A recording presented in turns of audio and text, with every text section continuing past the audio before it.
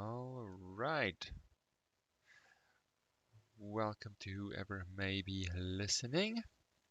So let's have a look and review where we have been. Let me just check the view here. Yeah, so often the default Adobe is just to not have continuous scrolling. It's so annoying.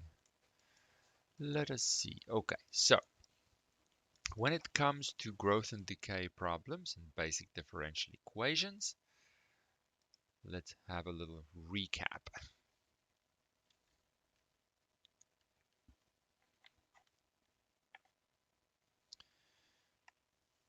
So we have basic, growth, and decay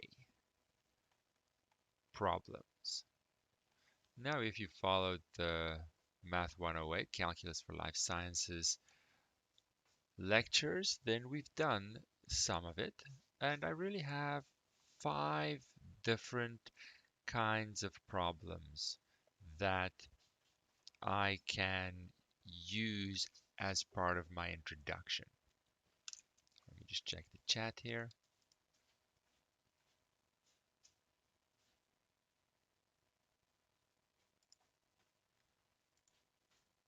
The very first one is the most basic I can come up with.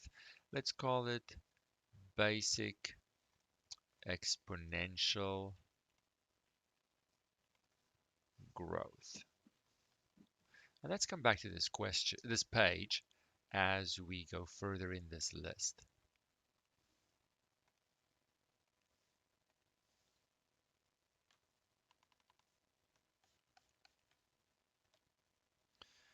So for the basic exponential growth,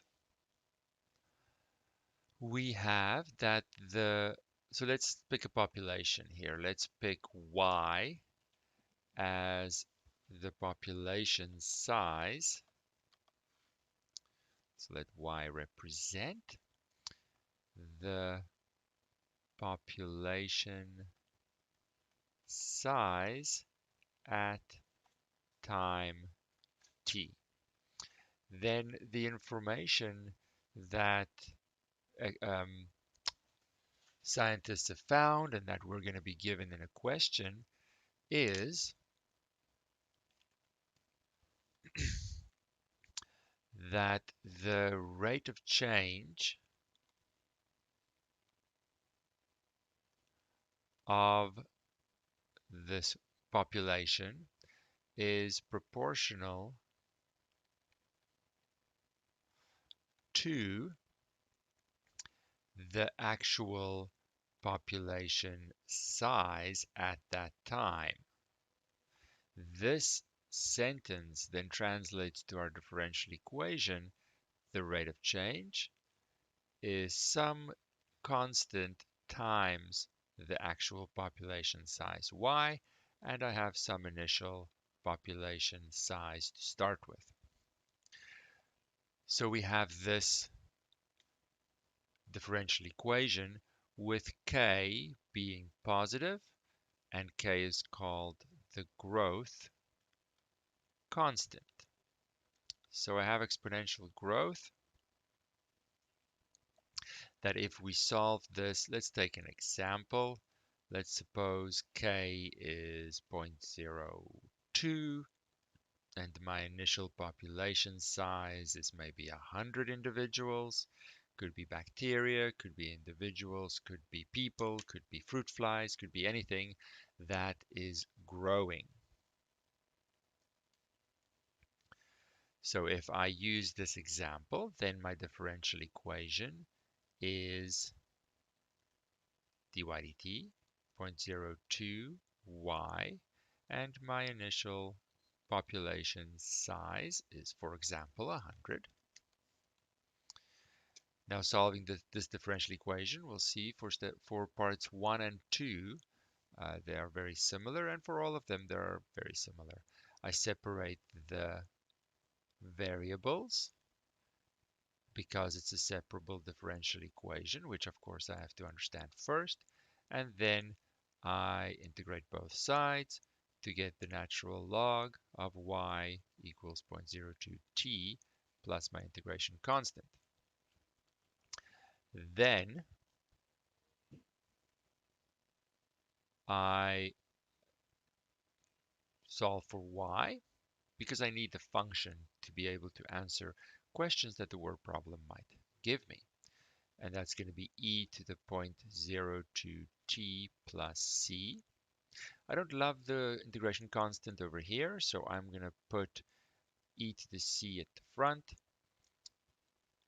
and then e to the 0.02t, and I'm going to call it m, or something else for convenience. That is just another version of my integration constant. Then I can use the fact that at time 0, I have 100 individuals. So when y is 0, time t is, sorry, when y is 100, time t is 0. And so e to the 0 is 1, and that leads me to this integration constant being 100, which is the same as my initial population size. So my function, which is the solution to the differential equation, is y as a function of time, initial population size, e to the 0.02 growth constant times t. And then I can use that function to ask questions such as, given a certain time, what is the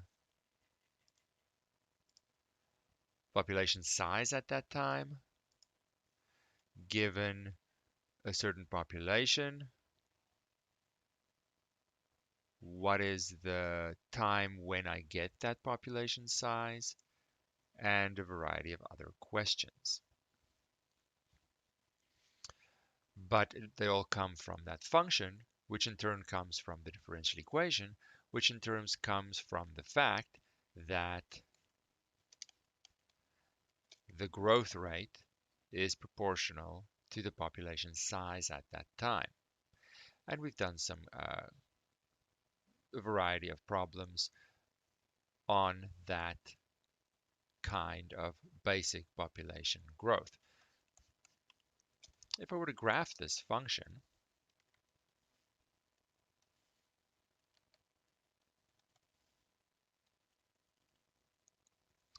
it would be, because time is positive or 0, I would have the sort of the high side of my exponential function with the y-intercept being the initial population size, and then it grows exponentially, which is why it's called the exponential growth.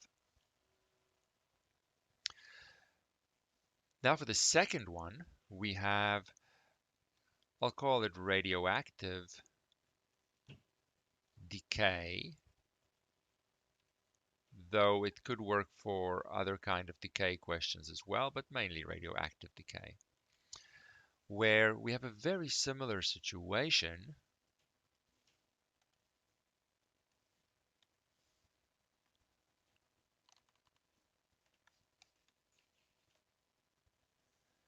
except that now my function name, my function variable y is going to represent the amount of the radioactive material left at time t.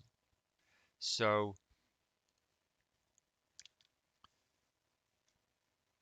it's a situation of I have some substance, some material, something that decays over time, that becomes less, and I'm trying to keep track of how much I have left at that time. But still I have the rate of change, which will now be a decrease, of course, is still proportional to the amount left over at that time. And this leads me to the same differential equation because the rate of change, whether it's going up or down, is still dy dt, proportionality constant times y, and this is now going to be a negative number called the decay constant. But it's the same looking situation, and I also have my initial amount usually known. So it looks exactly the same as up here, exactly the same. The only difference is that the k is now negative, and that's not going to have any effect on how I approach the differential equation. Let's take an example. Let's suppose I have a decay constant of negative 0.02, let's say again. And let's suppose I have an initial amount of 100. Could be 100 grams of the radioactive material or whatever. Then there's literally no change in how I approach this. But let's go through that again. I'm going to move the y to the left and the constant I keep on the right for convenience, integrate both sides. It's a separable equation, so I go about my business in exactly the same way. So then I have the natural log of y on the left and the constant times t on the right. Of course, integration constants, that's grouping the two indefinite integrals. Same as before, I'll spare you the details. It's going to result in a function that has my initial amount. I wouldn't call it the initial population size. In decay problems, we don't talk about a population. A population is something that grows. Some amount could change and decrease, though. And e to the negative 0.02 t. So my function is still an exponential function, but now because of this negative in front of my independent variable, I know that the basic exponential graph, which of course continues on the left, is now going to be reflected in the y-axis. So if I were to graph this,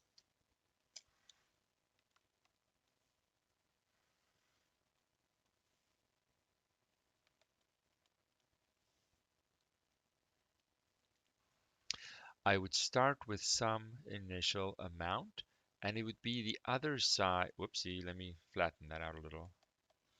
It would be the other side of the exponential function's graph,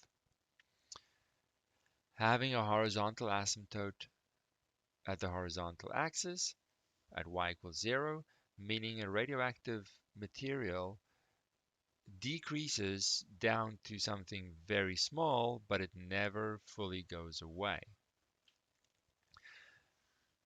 And then, especially in the radioactive decay section, this second type of problem, we have the concept of half-life. So for me to go from 100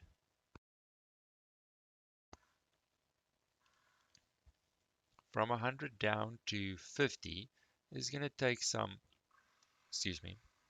length of time.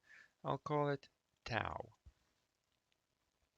And we'll call that the half-life.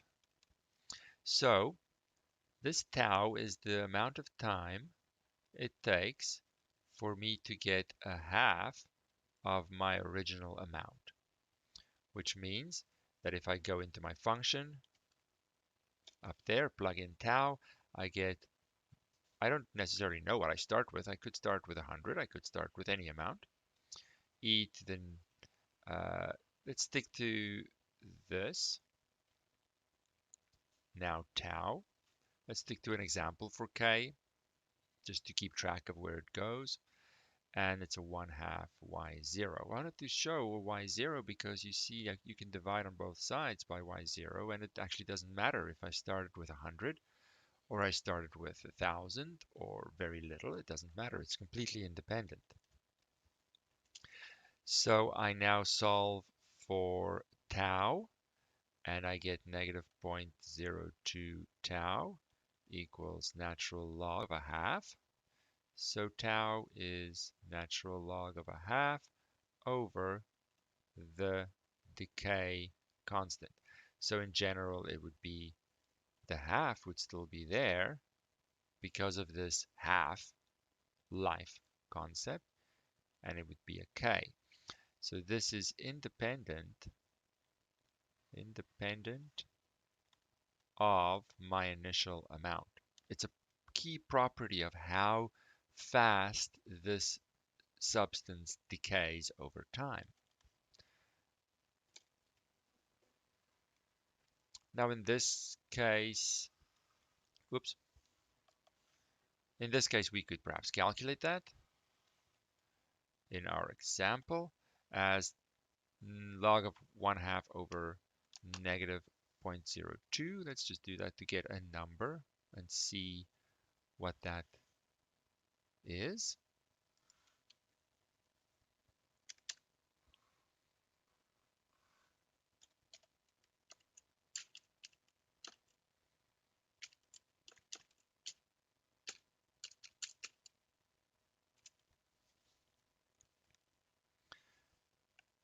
And we get 34.66. Now it doesn't, I don't know what it is. It could be years, it could be months, who knows. So this one is, in this example, 34.66. Let's say years. The radioactive substance takes 34.5 years to have its original amount. What's interesting about radioactive decay and this kind of curve, this exponential curve, is that if I want to go from here, I have 50. If I want to go down to half of that, it'll take exactly the same half-life time window. And if I want to go down and have that, it will take exactly the same half-life window.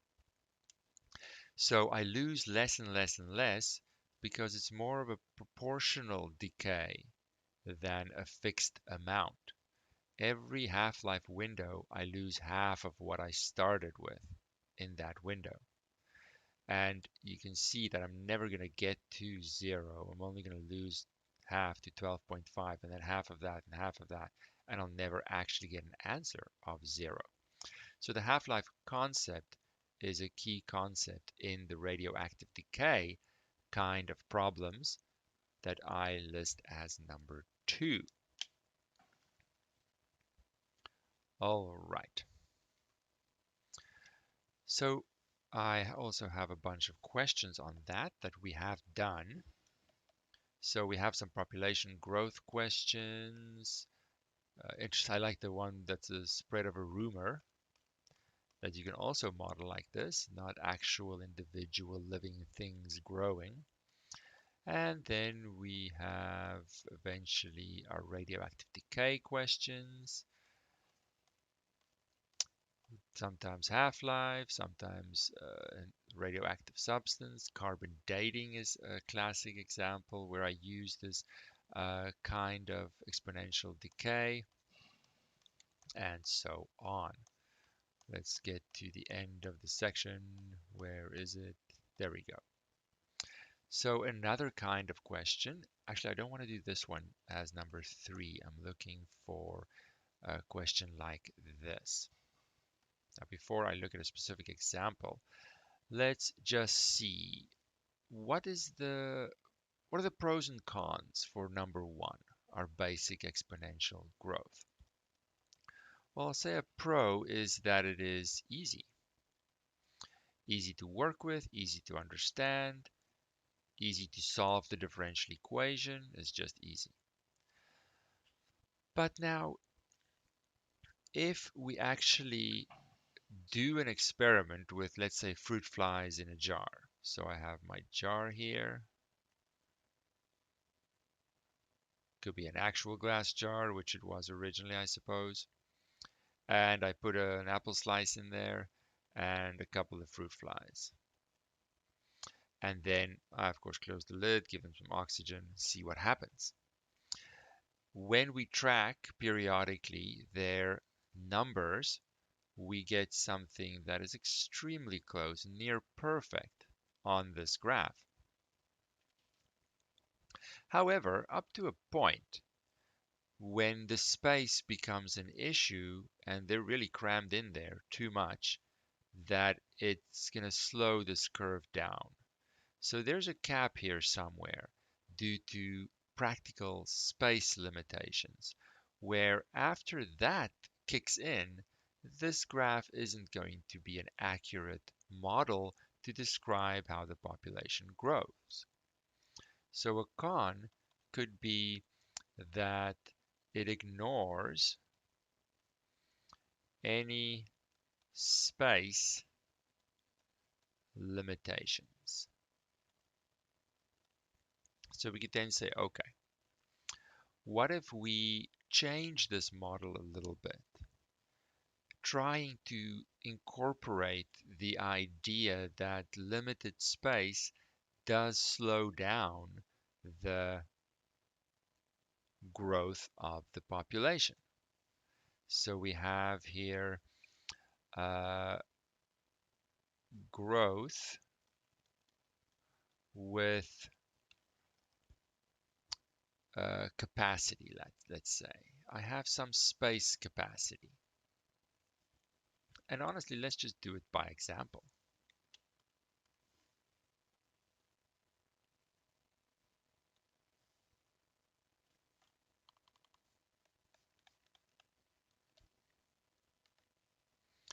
So let's look at this number 1438 I have here.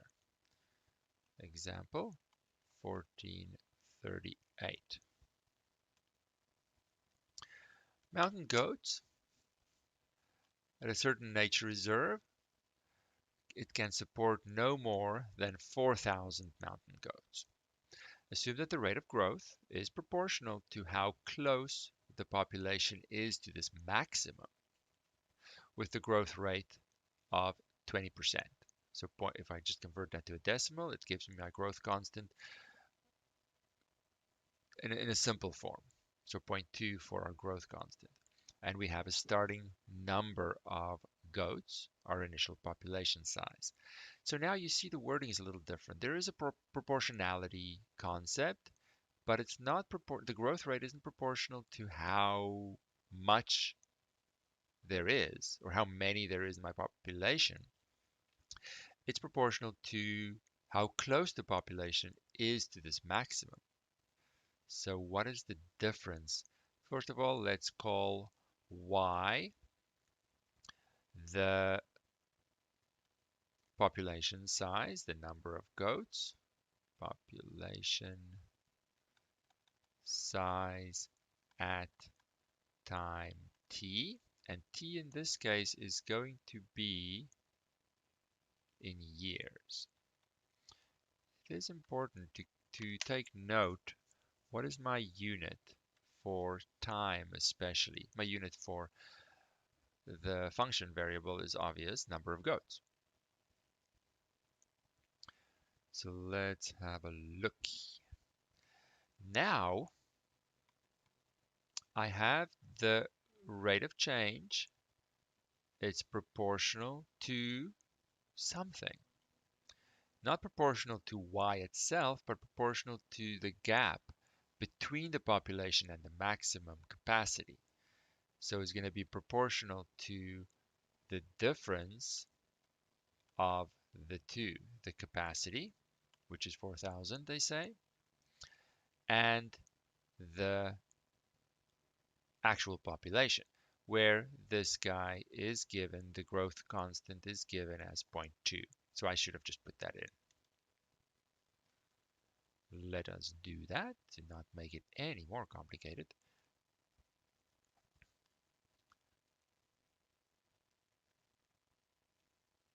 And we can do a general one, I think, after this example.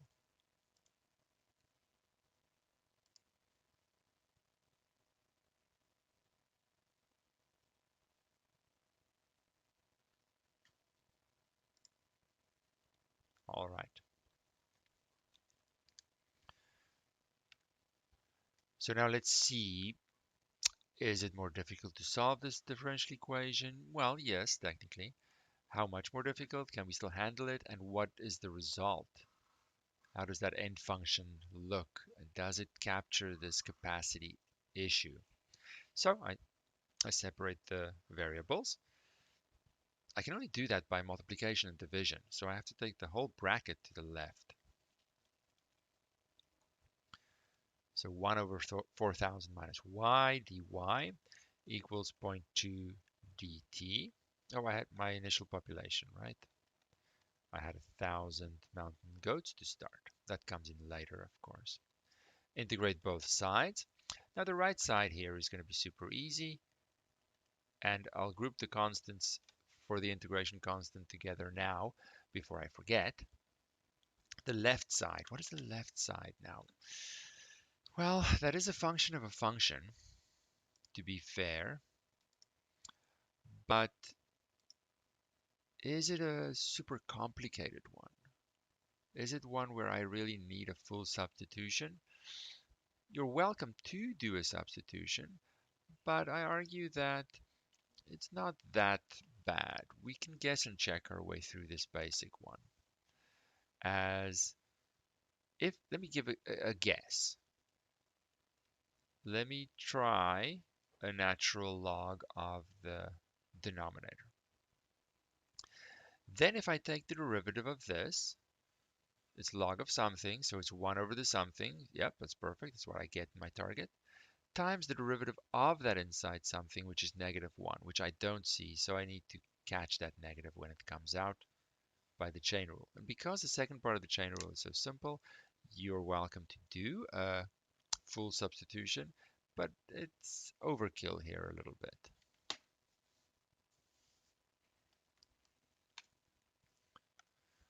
All right, now, because I'm doing this from a word problem, I want to answer questions, I need my function. So I need to, even though this is a perfectly fine general solution, I need to go further because I have a reason to. So let's take that negative over first. This is only one way of doing it. It's not the only way. To negative 0.2 t minus c. And then solving for this bracket will be rewriting the log equation will be the bracket equals e to the negative 0.2 t minus c. Let's shift up a little bit.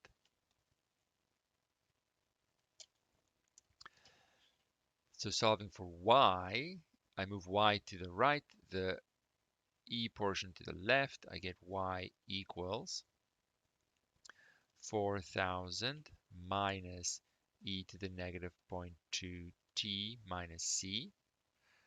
Now I'm going to do the same kind of integration constant adjustment that I did for our basic exponential growth because I don't love the integration constant in an exponent.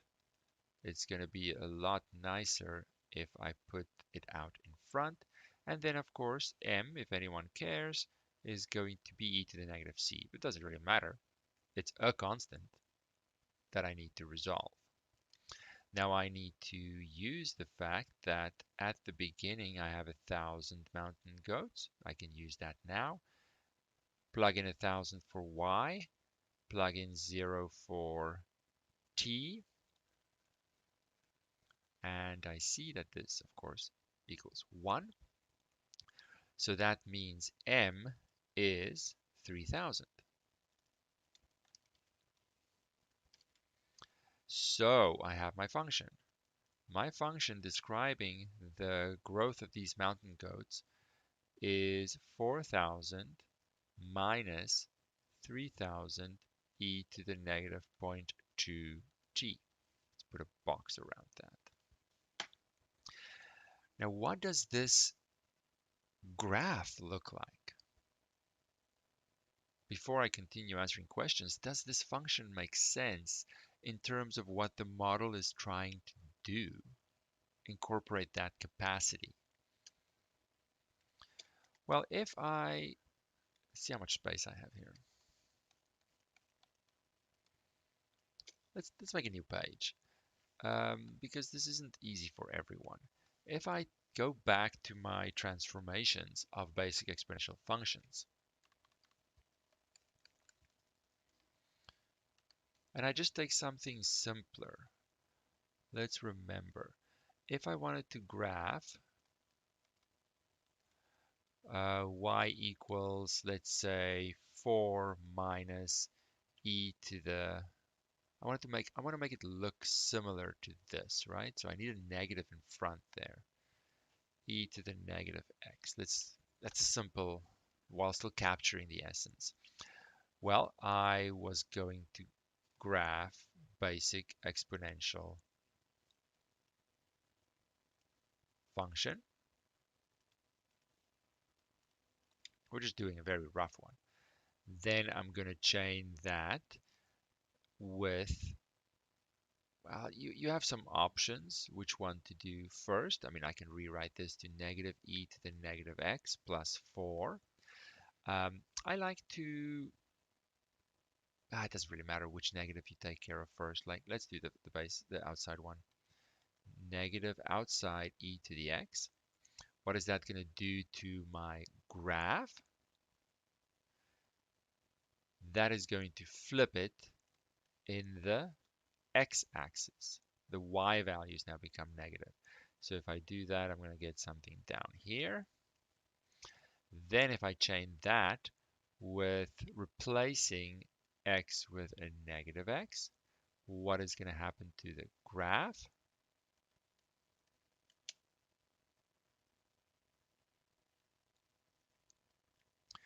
The previous graph is going to be reflected in the y-axis. So it's going to, whoopsie, let me not touch the x-axis. It's going to look like this, more or less. And lastly, I'll go over here. I want to add 4 to that.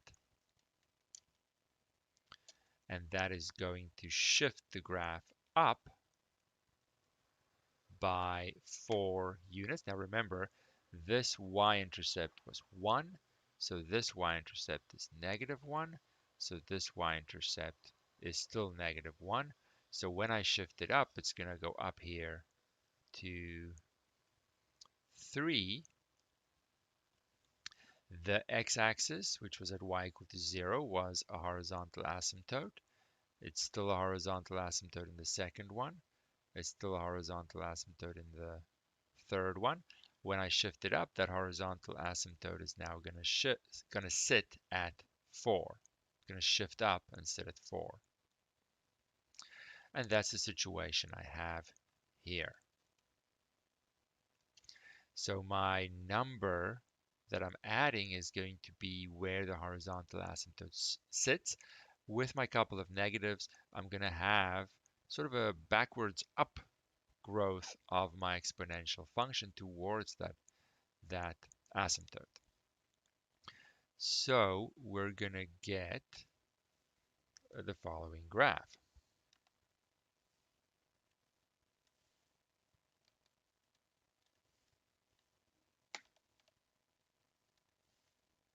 Time, of course. I'm going to have a horizontal asymptote at 4,000.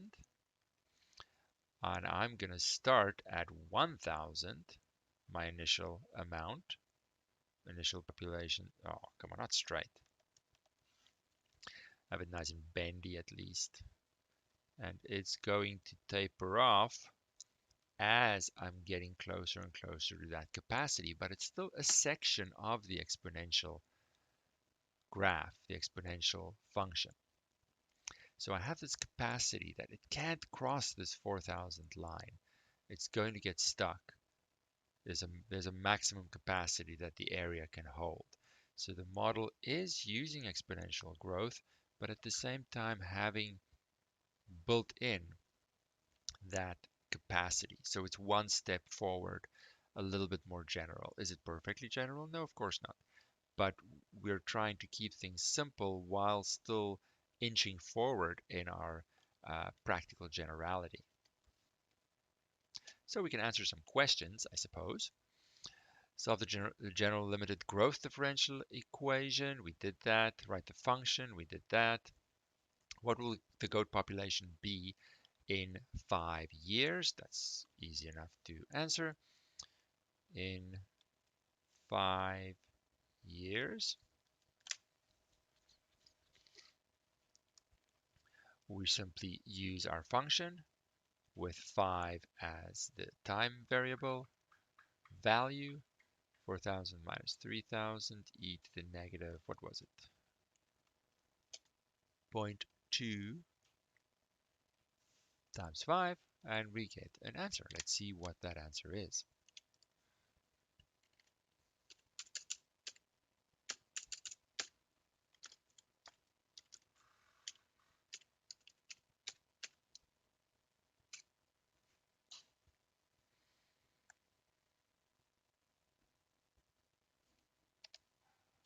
So after 5 years, I get 2896.36. So we'll get approximately 2,896 goats. It makes sense because they're goats that we round to the nearest integer. We can't get a third of a goat, then walk around. Now we can add to this question. Instead of doing brand new questions, we could just add some more questions here. When will we have, let's say, 2,000 goats? Then I want to solve for my time value when the y value target is 2,000. So I simply set y of t equal to 2,000. So that means e to the negative 0.2t. Feel free to break it up into more steps and pause and think about it if you're watching this after the fact. I want to move this to the right, 2,000 to the left to get 2,000 over 3,000. I'm just running out of space here a little bit.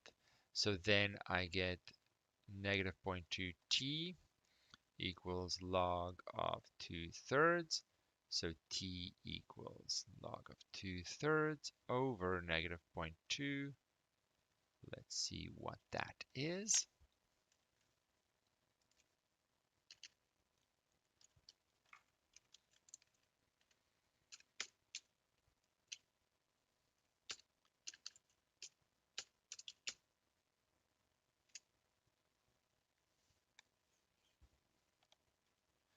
And we get 2.03.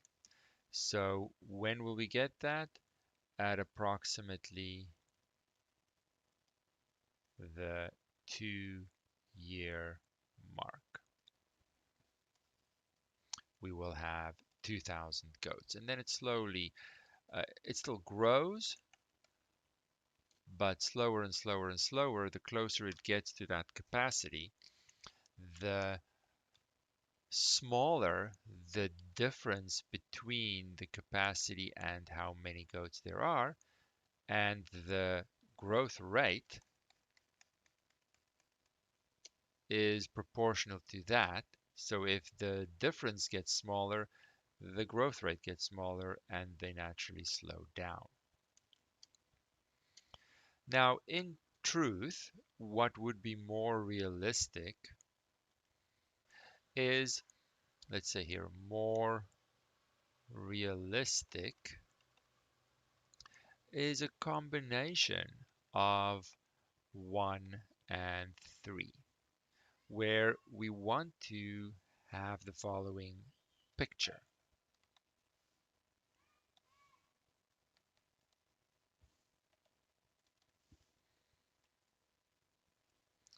we want to have the following idea. I want to start with my initial amount.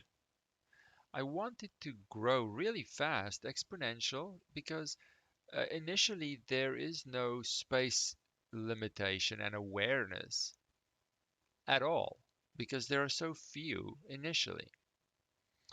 So let me just make a smoother line here. There we go. So initially, come on, there we go. It should resemble very closely the basic exponential growth. But then I do have space limitation issues. So at some point, I also want the capacity model to kick in and have the growth curve slow down towards that capacity. So a combination of these two seems to be the most realistic I can get right now. But unfortunately, we can't jump to that right now because it is much more complicated. I want to run through some more basic ones, and then perhaps we are more ready to see what does this differential equation look like. And because, to be honest, the more realistic I want to get, the more complicated the math is going to be. So it's a fine balance between the two. I want to capture the essence, the most important things of the practical problem, but I don't want the mathematical side of things to be a complete nightmare. Where is the balance? And this is called the logistic growth model. It does have a much more complicated differential equation that we should build up to and leave until the very end of our discussion. So next time we will look at number 4 and number 5, other variations of growth and decay with still the same level of differential equation, eventually working our way up to something very realistic. All right. Are there any questions? Any questions at this stage? We have space in our schedule for 2 more lectures. So a little more to do, and all of these are fair game for the final exam, of course. Any thoughts or questions? No? All right, then we will continue this tomorrow. Until then.